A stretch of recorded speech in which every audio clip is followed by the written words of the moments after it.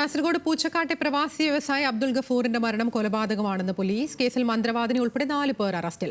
പ്രതികൾ സ്വർണം ഇരട്ടിപ്പിച്ച് നൽകാമെന്ന് പറഞ്ഞ് തട്ടിയത് 596 പവൻ സ്വർണം. സ്വർണം തിരികെ നൽകേണ്ടി വരുമെന്ന് കരുതിയാണ് കൊല നടത്തിയതെന്നും കണ്ടെത്തൽ. സരീഷ് പി കെ ഉണ്ട് വിശദാംശങ്ങളുമായി. സരീഷ്, ഈ മരണം കൊലപാതകമാണ് എന്നതടക്കമുള്ള എന്തൊക്കെ കണ്ടെത്തലുകളാണ് പോലീസ് ഈ ഘട്ടത്തിൽ നടത്തിയിരിക്കുന്നത്? 2023 ഏപ്രിൽ 14-നാണ് പ്രവാസി വ്യവസായിയായ അബ്ദുൾ ഗഫൂർ ഹാജിയെ വീട്ടിൽ മരിച്ച നിലയിൽ കണ്ടെത്തിയത്. ചുമരിൽ തലയിടിച്ച് മരിച്ച നിലയിലായിരുന്നു ആദ്യം മൃതദേഹം കണ്ടെത്തിയത്. പക്ഷേ അസ്വാഭാവികമായി ആദ്യ ഘട്ടത്തിൽ സംശയം തോന്നിയിരുന്നില്ല. പക്ഷേ ബന്ധുക്കൾ ഒപ്പം മകൻ ഉൾപ്പെടെയുള്ളവർ ഇതിൽ സംശയമുണ്ട്.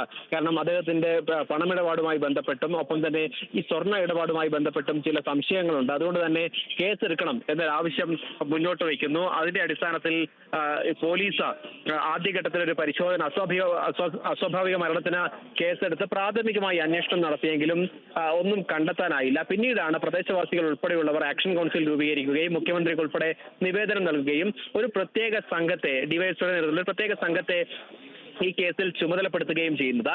ഇവരാണ് യഥാർത്ഥത്തിൽ ഈ കേസിൽ ഏറ്റവും നിർണായകമായ കണ്ടെത്തലുകൾ നടത്തുന്നത്. അതായത് ഈ പ്രവാസിയായ ഇദ്ദേഹം ഗൾഫിൽ നിന്നും കൂടുതലായി സ്വർണം കൊണ്ടുവന്നിരുന്നു. എന്നാൽ ആ സ്വർണം എവിടെയാണ് നിക്ഷേപിച്ചത് എന്നോ ബാങ്കിലോ മറ്റേതെങ്കിലും രീതിയിൽ നിക്ഷേപം നടത്തിയതായതിനോ തെളിവില്ല.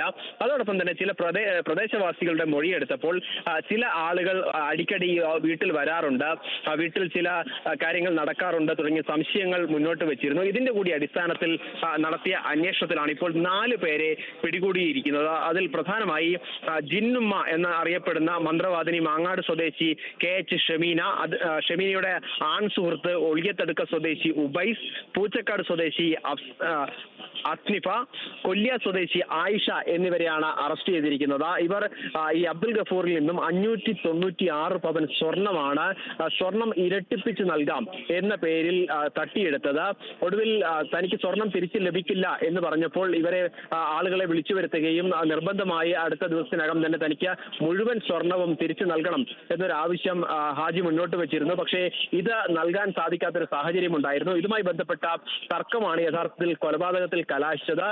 തങ്ങൾക്ക് ഈ സ്വർണം തിരിച്ചു നൽകേണ്ടി വരും എന്നൊരു അവസ്ഥയിലേക്ക് എത്തിയപ്പോൾ നിവൃത്തിയില്ലാതെ ചെയ്തതാണെന്നാണ് ഇപ്പോൾ ജില്ലാ പോലീസ് മേധാവിക്ക് മുൻപാകെ ഇവർ നൽകിയ മൊഴി. അതോടൊപ്പം തന്നെ തട്ടിയെടുത്ത മുഴുവൻ സ്വർണവും കാസർഗോഡ് ജില്ലയിലെ വിവിധ സ്ഥലങ്ങളിലെ ജ്വല്ലറികളിൽ വിൽപ്പന നടത്തിയിട്ടുണ്ട് എന്നും ഇവരുടെ മൊഴിയിൽ പറയുന്നു. പക്ഷേ ഇപ്പോഴും പോലീസിന് സംശയം ഇവർ 4 പേർ മാത്രമാണോ, അതോടൊപ്പം തന്നെ ഇവർക്ക് മറ്റുള്ള ആളുകളുമായി ബന്ധമുണ്ടോ, ഒപ്പം തന്നെ മംഗലാപുരം ഉൾപ്പെടെയുള്ള സ്ഥലങ്ങളിലെ സ്വർണ്ണ വ്യാപാരികൾക്ക് ഈ കേസിൽ ബന്ധമുണ്ടോ തുടങ്ങിയ സംശയങ്ങൾ പോലീസിനുണ്ട്.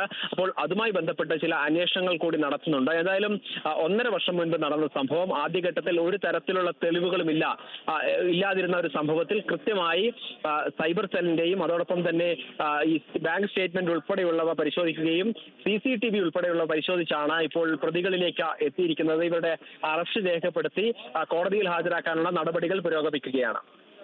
ശരി, സരീഷ് പി കെ ആണ് വിശദാംശങ്ങൾ നൽകിയത്.